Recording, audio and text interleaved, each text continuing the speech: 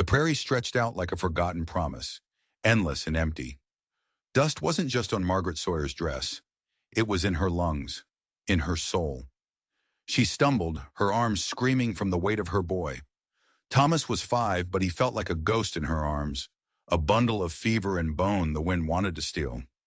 His breath was a little puff of heat, then nothing. His eyes were closed more than they were open. Behind her, a smaller shadow clung to her skirt. That was Clara, 7 years old, with the eyes of an old woman who'd seen too much. In one hand, she held the hem of Margaret's dress. In the other, a doll made of rags and sorrow. Clara didn't cry anymore. She just walked, her tiny boots scuffing the dirt, each step a final, fading echo. For 3 days they had walked. For 3 days they had been ghosts knocking on the doors of the living, and every door had slammed shut. A widow was bad luck. A sick child was a curse. The words were different, but the meaning was always the same. Go away, die somewhere else. Margaret's throat was raw from begging. Her heart was raw from breaking. But she kept moving. One more door. Just one more. She prayed to a sky that didn't seem to be listening. Then as the sun bled all over the horizon, she saw it. A cabin. Small, tucked into a stand of trees like it was hiding. Smoke curled from its chimney, a thin gray finger pointing to the sky. Someone was home. Hope is a dangerous thing when you have nothing left to lose. It surged through her, so fierce it almost knocked her off her feet. She half ran, half stumbled to the porch, Clara clinging to her like a burr. She raised a fist and knocked. The sound was pathetic, a weak little tap. She tried again, harder, pouring all her fear and desperation into it. Silence. The world held its breath. Margaret felt her knees start to buckle. This was it, the last door, and it was going to stay closed. But then, a sound, a creak. The door opened a crack, and a man's shape filled the darkness of the doorway. He was tall, broad. His face was lost in shadow and a rough beard. But his eyes were clear, and they held no pity. They were like chips of ice. "What do you want?" His voice was gravel. It was the sound of a rock slide. Margaret didn't have the strength to stand. She collapsed onto the porch steps, clutching Thomas to her chest as if the man might try to take him. "Please," she whispered, the word tearing from her raw throat. "My boy, he's burning up. We haven't eaten. We have nothing." She looked up, meeting those cold eyes. "Let us stay. Just the night. I'll work. I'll do anything. Please don't let my son die on your porch." Beside her, Clara finally broke, her silence shattering into tiny, hiccuping sobs. Margaret bowed her head, hot tears splashing onto the dusty wood. The shame was a fire in her belly, but the fear for her son was a raging inferno. She would burn for him. She would beg for him. The man said nothing. The silence stretched on, thick and heavy. She could feel his judgment, his calculation. She waited for the final word, the one that would send them back into the dying light. Then he stepped back. His voice was quiet, but it cut through the air. "Bring the boy inside." It wasn't an invitation. It was a command. Margaret looked up, her breath catching in her chest. She scrambled to her feet, so weak she almost fell, and carried her son over the threshold, stepping out of the darkness and into the dim light of the cabin. The room was simple. A table, 2 chairs, a bed against the far wall. It smelled of wood smoke and something else she couldn't place. Something like loneliness. The man moved with a quiet purpose, setting a kettle on the fire. He didn't look at her. "Lay him on the bed." She hesitated, clutching Thomas tighter. "I don't want to be a burden." "I said," he repeated, his voice flat, without anger but with an edge of steel, "lay him down." With trembling hands, she placed her son on the simple cot. Thomas moaned, a sound that tore a fresh hole in her heart. The man didn't seem to notice. He poured hot water into a basin and opened a small leather pouch. He sprinkled dried, dark leaves into the water, and the air filled with a sharp, medicinal scent. He dipped a cloth into the basin, wrung it out, and placed it gently on Thomas's forehead. His hands were rough, calloused, the hands of a man who worked the land, but his touch was surprisingly steady, gentle even.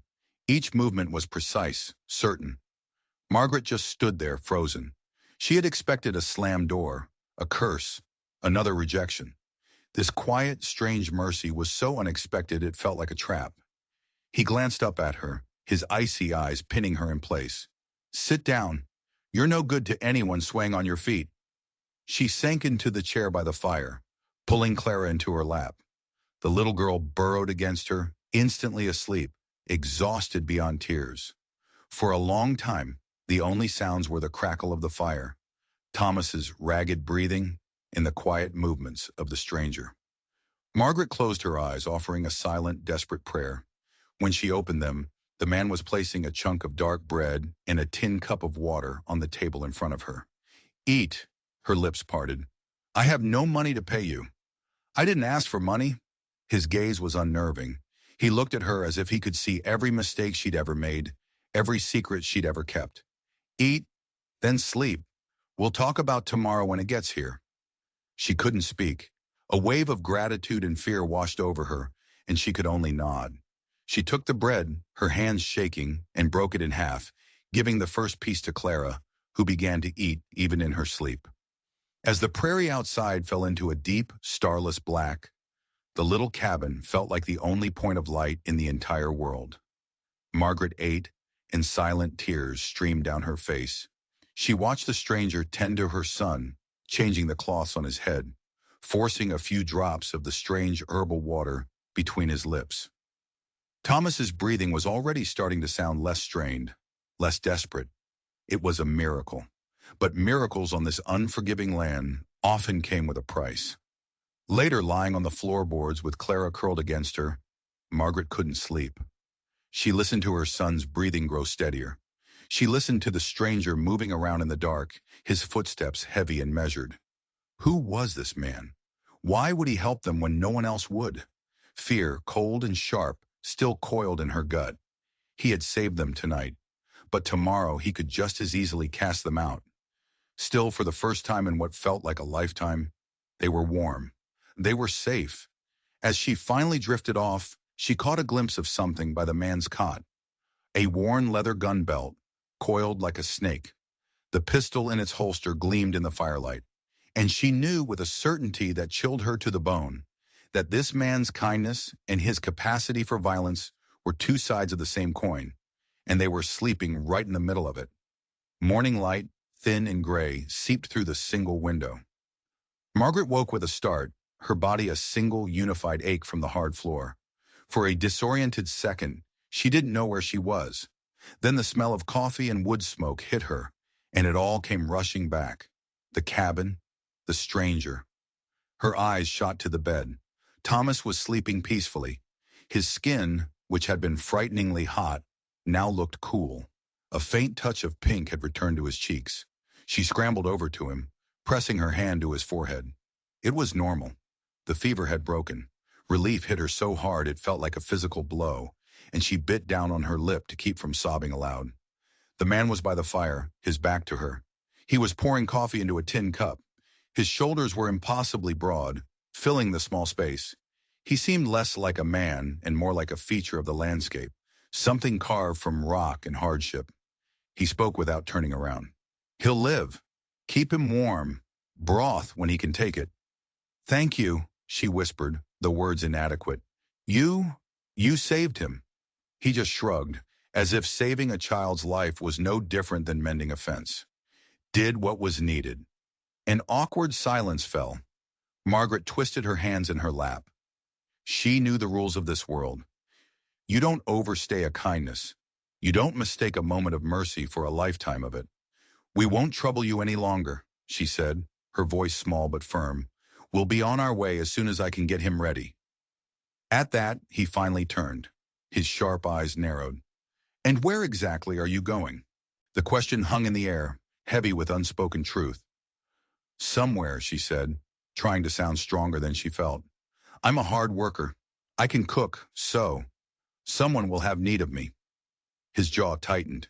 He set his coffee cup down with a sharp rap. "The road will kill you, and it'll take those children with you." It was the brutal, unvarnished truth, and she hated him for saying it. "I can't impose on you. If I wanted you gone, He cut her off, his voice flat and final.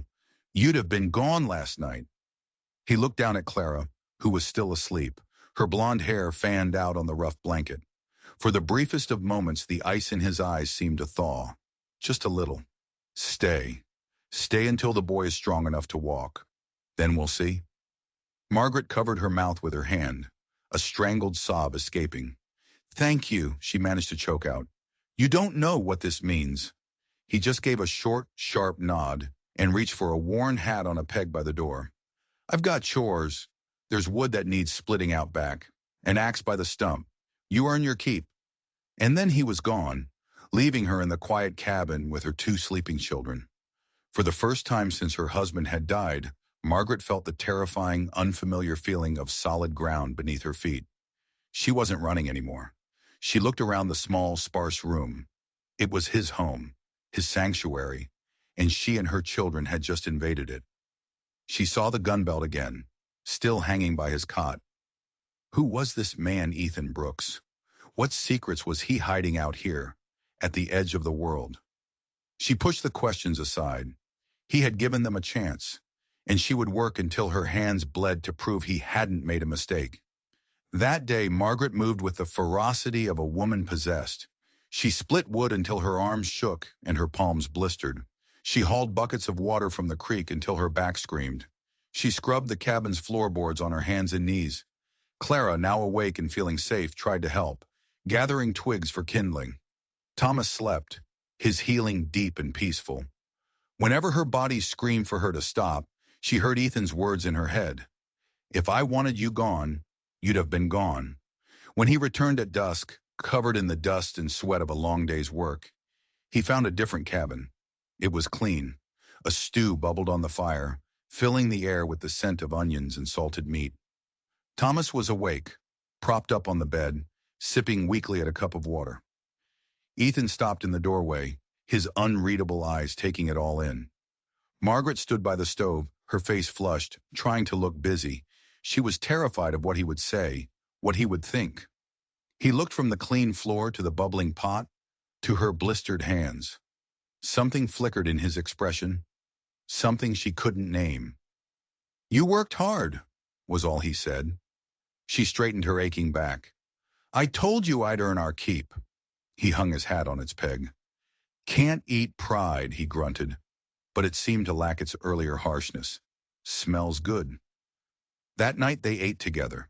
It was a strange, silent meal. Clara, feeling bolder, chattered away, telling Ethan about her raggedy doll. He listened without speaking, but Margaret saw the corner of his mouth twitch. It was almost a smile. Later, after the children were asleep, Margaret sat by the fire, mending a tear in Thomas's shirt. Ethan stood by the door, staring out into the oppressive darkness of the prairie. You're not from these parts, he stated. It wasn't a question. No, she said, her eyes on her needle. Came west, for a better life. Her voice hitched.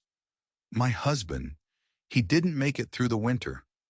The silence that followed was different. It wasn't awkward. It was shared. Finally he spoke, his voice low. This land takes more than it gives.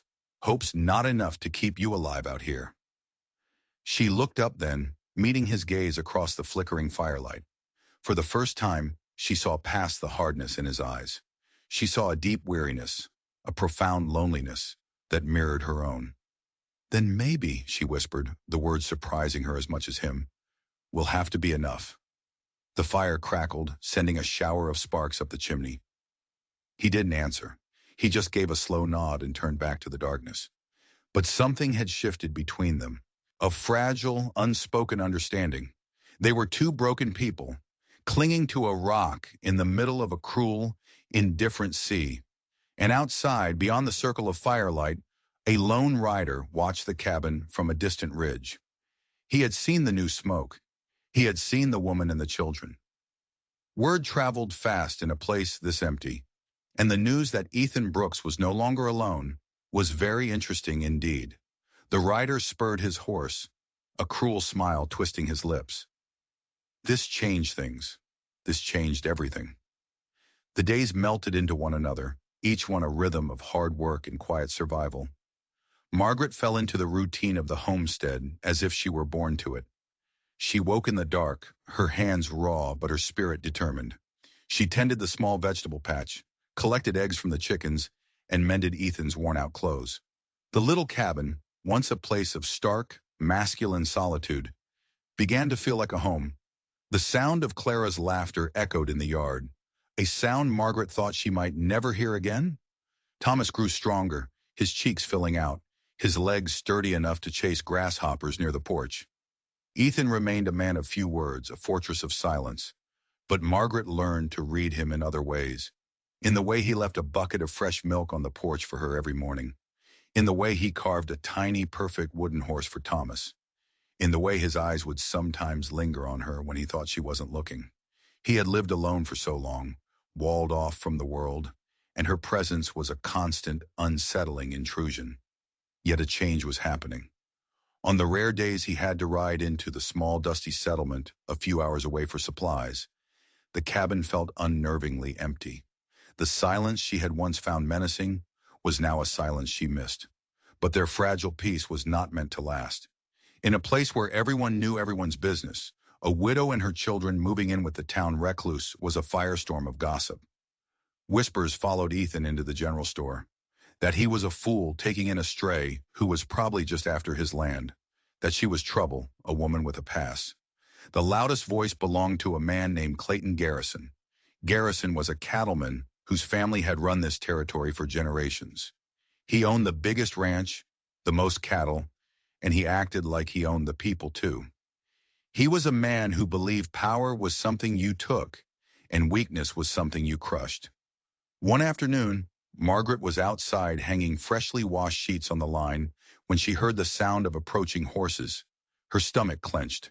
It was Clayton Garrison, flanked by two of his ranch hands. They reined in their horses, kicking up a cloud of dust that settled on her clean laundry. "Well now," Clayton drawled, a lazy, predatory smile on his face. He tipped his hat, but it wasn't a gesture of respect. "The rumors are true. Ethan Brooks finally picked himself up a pet." His eyes raked over her, making her feel dirty and exposed. She stood her ground, her knuckles white as she gripped a wet sheet. "I had a talk with you in town, Mrs. Sawyer," he continued, his smile never reaching his cold eyes. "My offer still stands. A woman like you needs a real man to provide for her, not some broken-down hermit hiding from his own shadow." Margaret's chin lifted. "And I gave you my answer in town, Mr. Garrison. I'm not interested." Clayton's smile vanished. "A woman alone doesn't have the luxury of choice out here," he sneered. "This land chews up people like you. Think real hard before you hitch your wagon to a losing horse." Before she could respond, a voice cut through the air, low and dangerous. "She's already given you her answer, Garrison." Ethan stepped out of the barn holding a pitchfork. He wasn't hurrying. He wasn't shouting. But there was a coiled tension in him that was more threatening than any overt display of anger. His gaze was locked on Clayton, and it was as hard and unforgiving as the prairie itself. Clayton laughed, a harsh, ugly sound. "Playing the hero, Brooks? You think you can protect her? You couldn't even protect your own." The words were a poisoned dart, aimed to wound, and Margaret saw Ethan flinch, a barely perceptible tightening around his eyes. "This is my land," Ethan said, his voice dropping to a near whisper. "And she is under my protection. Ride out." "You don't have any power here, Brooks," Clayton spat. "People around here follow me. They know who runs things. You're nothing. A ghost. And I don't like being told no." The air was electric. Clayton's hand drifted toward the pistol on his hip. Ethan didn't move a muscle, just stood there, holding the pitchfork like it was a weapon of war.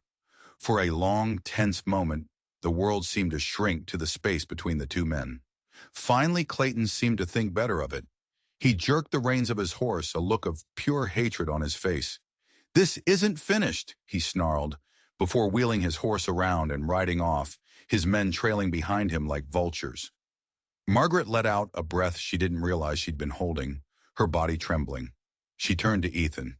"He'll be back." Ethan's jaw was a line of granite. He stared after the riders until they were just specks on the horizon. "I know," he said, his voice grim. "Let him come." That night, the silence in the cabin felt different again. It was the silence of a coming storm. The children were asleep, oblivious. Margaret sat by the fire, her hands idle in her lap. Ethan was at the table, methodically cleaning his pistol, the soft clicks of the metal echoing in the small room. Finally, Margaret couldn't bear it anymore. "I'm sorry," she whispered. "I never wanted to bring this kind of trouble to you." He looked up from his work, and the firelight caught his eyes. The hardness was gone, replaced by a deep, aching sadness. "You didn't bring it, Margaret. Trouble's been circling this place for a long time. You, you just gave it a reason to finally land." He paused, setting down a piece of the gun. "This place was just wood and nails before you came. An empty shell. You and the children, you made it a home again." Her throat tightened. "Ethan, if it's too much, if you want us to go—" "No." He cut her off, his voice rough with an emotion she'd never heard from him before. "I don't." He looked directly at her, his gaze so intense it felt like a physical touch. "I don't want you to go." The words hung in the air between them, simple and profound. She saw in his eyes a desperate plea, the silent confession of a man who had forgotten what it felt like to not be alone. A man who was terrified of remembering. Tears welled in her eyes, but she didn't let them fall. She just nodded, a silent promise passing between them. They would face this together.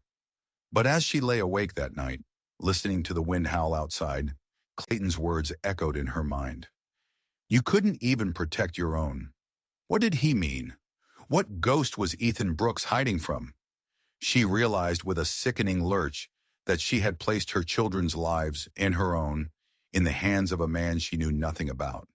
And the trouble he was expecting felt like it was far more than just a dispute over land or a woman. It was something older and deadlier.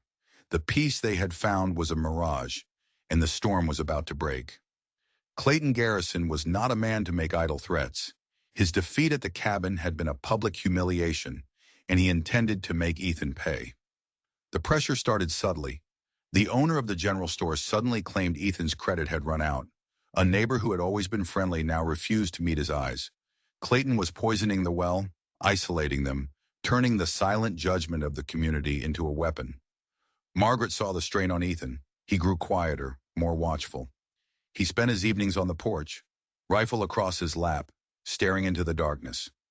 She worked harder than ever, trying to create a small island of normalcy for the children within the rising tide of hostility. She taught Clara her letters, using a charred stick on the back of a wooden plank. She played games with Thomas, their laughter a small act of defiance against the heavy silence that surrounded their home. One afternoon, Margaret was weeding the vegetable garden when Clara came running out of the cabin, her face pale. "Mama," she whispered, tugging on her sleeve. "The quiet man. He's in the back room. He's talking to someone." Margaret's blood ran cold. The back room. The one with the locked door. She had never asked about it again, respecting the boundary Ethan had drawn. But now a terrible curiosity, mingled with fear, took hold. She crept to the cabin, pressing her ear against the rough wood of the locked door. She could hear Ethan's voice, low and thick with unshed tears. He was speaking, but there was no one else in there. He was talking to ghosts. "I'm sorry, Sarah," he murmured. "I should have been there. I should have protected you and Lily. It's all my fault." The name Lily sent a shock through her. It was the name of Clara's ragged doll. A coincidence? It couldn't be.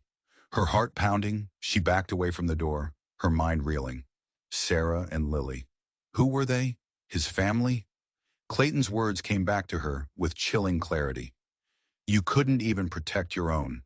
That night, the tension was unbearable. After she put the children to bed, she found Ethan sitting at the table, staring at a small, intricately carved wooden bird. It was the twin of the one she had found under Thomas's pillow weeks ago. "Ethan," she began, her voice trembling slightly, "we need to talk." He didn't look up. "There's nothing to say." "Who are Sarah and Lily?" she asked softly. His head snapped up, his eyes blazing with a mixture of pain and fury. "That's none of your concern." "It is my concern," she retorted, her fear giving way to a desperate need for the truth. "My children are sleeping in this house. We are standing with you against a man who clearly wants you destroyed. I have a right to know what secrets I'm risking our lives for." He stood up so abruptly his chair scraped against the floor. He paced the small room like a caged animal. "You don't understand," he growled.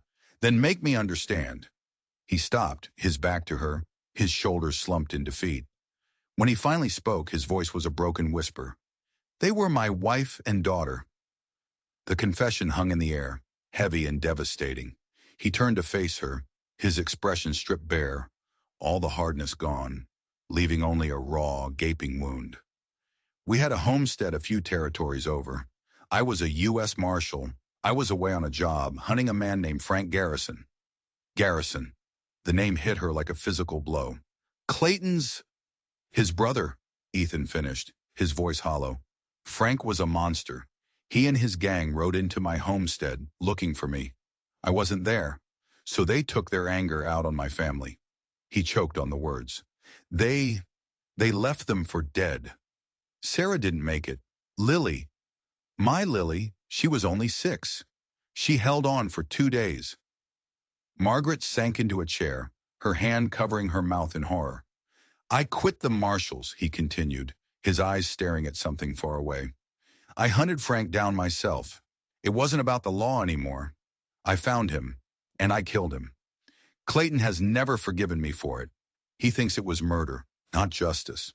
I came out here to disappear, to live with my ghosts. I never wanted to involve anyone else. I never wanted to feel anything again." He finally looked at her, his eyes filled with a desperate, pleading agony. "And then you showed up on my porch." The whole ugly picture was finally clear. This wasn't about land. It was a blood feud. Clayton wasn't just trying to drive Ethan out. He was trying to finish what his brother started. He wanted to take everything from Ethan, just as Ethan had taken his brother from him. And now she and her children were standing in the crossfire. Suddenly, the sound of hoofbeats shattered the night. Not one rider, but several. They were approaching fast. Ethan grabbed his rifle from its pegs by the door, his movements swift and sure. "Get the children," he ordered, his voice once again hard as iron. "Keep them away from the window." Margaret scrambled to the small loft where Clara and Thomas slept, her heart hammering against her ribs. She could hear men shouting outside. It was Clayton's voice, leading them. "Brooks, I know you're in there. The town's had enough of you. We're here to run you out, one way or another." This was it. The storm had arrived. Margaret huddled in the dark with her children, listening to the terrifying sounds of men circling their home like wolves. And she prayed that the broken man downstairs had enough fight left in him to keep them all alive. "You're trespassing, Garrison." Ethan's voice boomed from inside the cabin, steady and powerful. "Ride out now, or you'll be carried out." A cruel laugh answered him from the darkness. "You're in no position to make threats, Brooks. You're alone. We're not." Margaret peeked through a crack in the loft floorboards. She could see Ethan standing by the door, a silhouette against the faint glow of the dying fire. He was utterly still, the rifle held at his side. He wasn't scared. He was waiting. Suddenly, a rock shattered the single window, spraying glass across the floor. Clara cried out, and Margaret pulled her tighter. "It's all right, baby. Stay quiet." "That's just a taste, Brooks," Clayton shouted.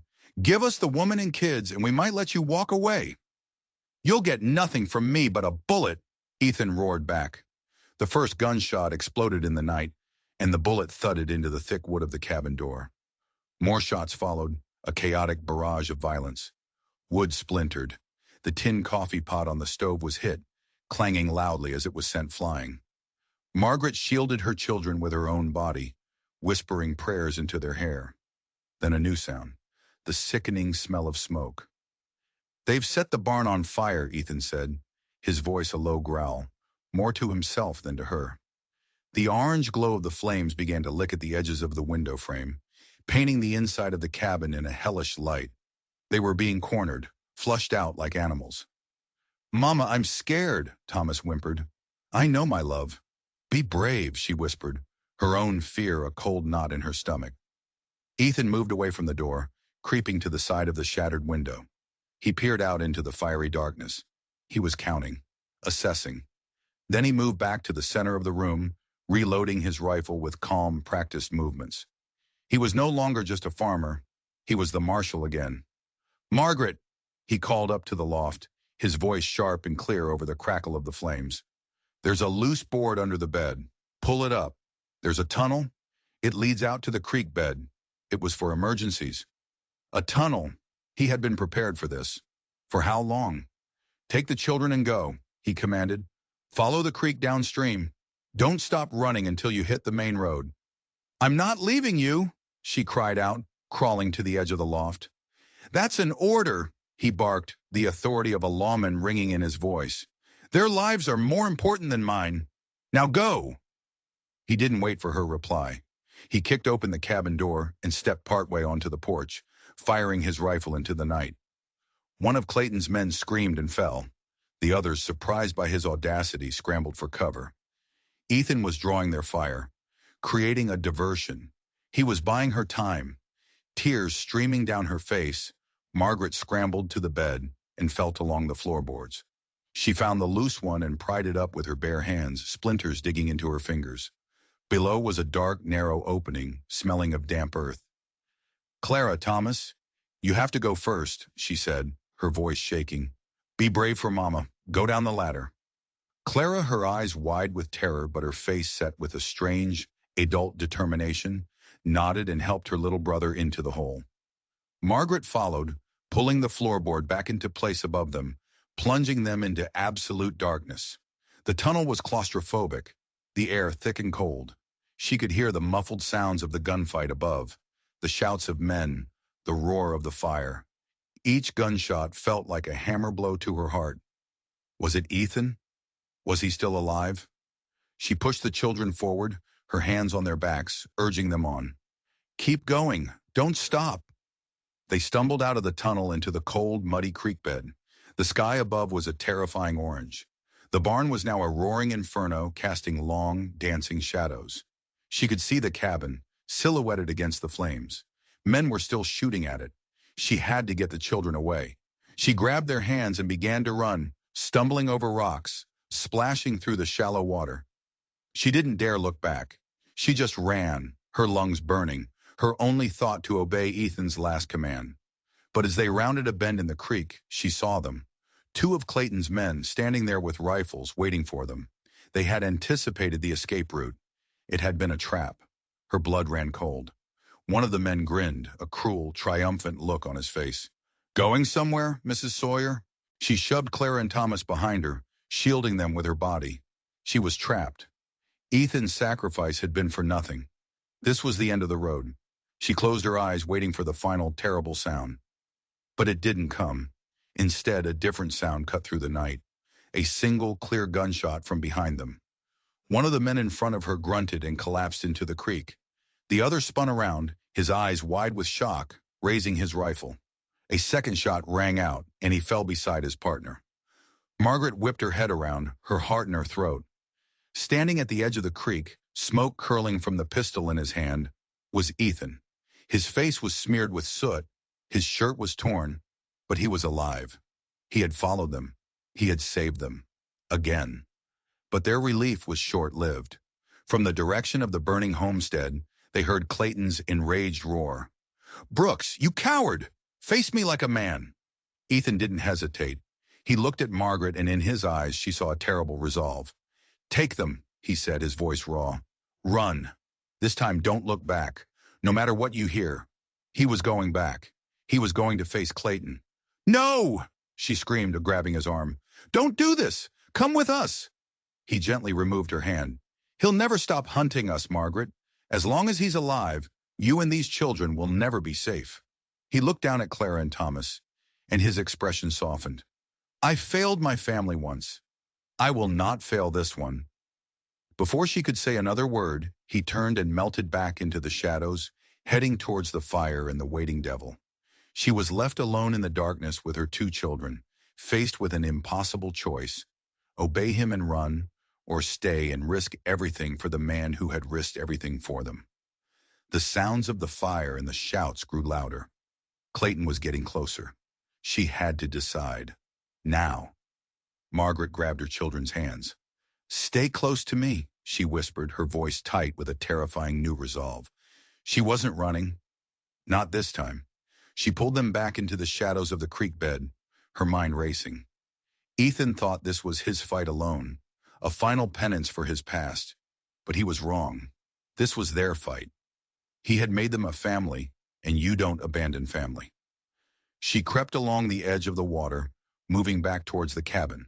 The main gunfight had stopped, replaced by an eerie silence broken only by the roar of the burning barn. Where was Clayton? Where was Ethan? She found a cluster of thick bushes overlooking the smoldering ruins of the barn and the yard in front of the cabin. She pulled the children down, pressing a finger to her lips, and she watched. In the center of the yard, illuminated by the hellish glow, stood Ethan and Clayton. They were circling each other like wolves, pistols in their hands. The other ranch hands were gone, either fled or fallen. It was just the two of them now. It always came down to this, didn't it, Brooks? Clayton sneered, his face a mask of sweat-streaked hatred. You and me. It ends tonight, Clayton, Ethan said, his voice level and cold. One way or another. You took my brother from me, Clayton roared, his voice cracking with rage.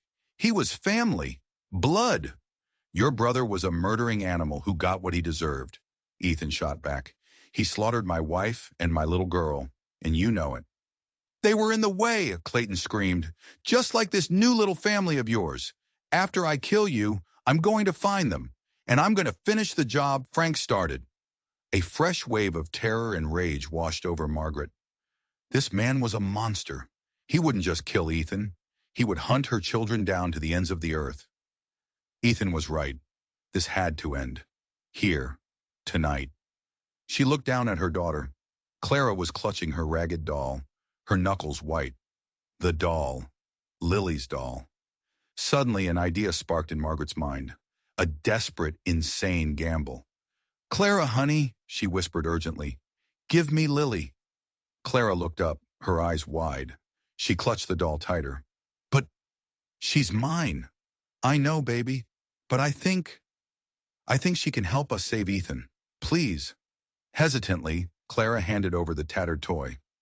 Margaret's fingers worked frantically at the doll's back seam, a place where the stitching was thick and uneven. She had mended it a dozen times, but she'd always felt something stiff inside. Her nails tore at the threads, and she pulled out a small oilskin-wrapped packet. Her hands shaking, she unwrapped it. Inside was a folded, yellowed piece of paper. It was a letter. The handwriting was rough but legible. She scanned it in the flickering firelight. If you're reading this, I'm already dead. Frank Garrison and his men came today. They said Clayton sent them. Said he wants this land, wants the silver I found in the creek. He offered to buy me out. I said no. Now they've come to take it. I've told my wife to run with the baby. I don't think I'll make it out. Clayton Garrison is a murderer. The proof is buried with the claim marker under the big cottonwood by the bend in the creek. It was signed Jacob Miller, the man who owned this land before Ethan, the man the town said had just packed up and left. He hadn't left. Clayton had murdered him for his land, for a silver claim that was still a secret, and Frank had done his dirty work. This letter was the proof. This was the justice Ethan had been denied. In the yard, the standoff was reaching its climax. No more talk, Clayton yelled, and he raised his pistol. Margaret didn't have time to think. She stood up. Clayton, she screamed. Both men froze, turning to stare at her. Clayton's face twisted into a triumphant sneer. Well, decided to come back and watch your man die? I have a letter, Clayton, she shouted, holding up the fragile paper. From Jacob Miller. He says you murdered him for the silver in the creek. He says your brother did it for you. The color drained from Clayton's face. For the first time, she saw fear in his eyes. He had built his empire on lies and intimidation, and she held the one thing that could bring it all crashing down. That moment of distraction was all Ethan needed. He lunged, not firing his gun, but tackling Clayton around the waist. The two men crashed to the ground, a tangle of limbs and fury. The gun flew from Clayton's hand, landing in the dust. Margaret ran from the bushes, screaming at her children to stay put. She had to get that letter to Ethan. She raced across the yard as the two men wrestled violently on the ground. Ethan was strong, But Clayton was fueled by a desperate, cornered animal rage. He got the upper hand, his fingers closing around Ethan's throat. Ethan's face began to turn purple. He was losing. Just as Clayton squeezed tighter, a new sound pierced the night. It was the thunder of a dozen horses, riding hard.